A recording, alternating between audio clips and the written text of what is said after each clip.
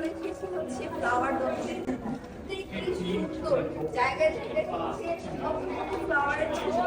আসসালামু আলাইকুম, hello everyone, কেমন আছেন সবাই? আজকের ভিডিওতে আমাদের সিঙ্গাপুরের দ্বিতীয় দিনের দ্বিতীয় পার্টের ব্লগ শেয়ার করব। হোপফুলি আপনাদের কাছেও অনেক ভালো লাগবে। ক্লাউড ফরেস্ট থেকে বের হয়েই আমরা এই সুন্দর কবুতরগুলি দেখতে পাই, তাই একটু বসে দেখছিলাম। এরপর আমরা চলে যাই ফ্লাওয়ার ডোমের ভিতরে। আমরা ক্লাউড ফরেস্ট অ্যান্ড ফ্লাওয়ার ডোম একসাথে টিকিট কেটেছিলাম, তো পাশাপাশি যেহেতু ছিল আমরা তাড়াতাড়ি চলে যেতে পেরেছি। ক্লাউড ডোমে ঢোকার পর আমি কিছুটা হতাশ হয়েছি, মানে আমি ভাবতে পারিনি ফ্লাওয়ার ডোমটা এতটা নর্মাল হবে।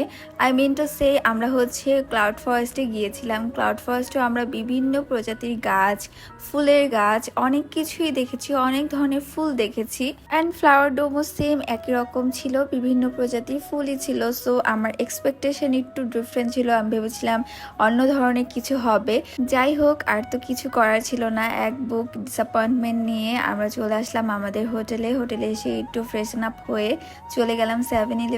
এরপর সেখান থেকে 2টা স্যান্ডউইচ নিয়ে আমরা খেতে খেতে চলে যাই এমআরটিতে।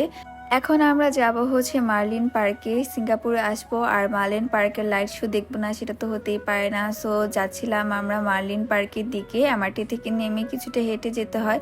যেতে যেতে দেখি এই বড় একটা বিল্ডিং, সেটার মধ্যেও সুন্দর লাইট শো হচ্ছে।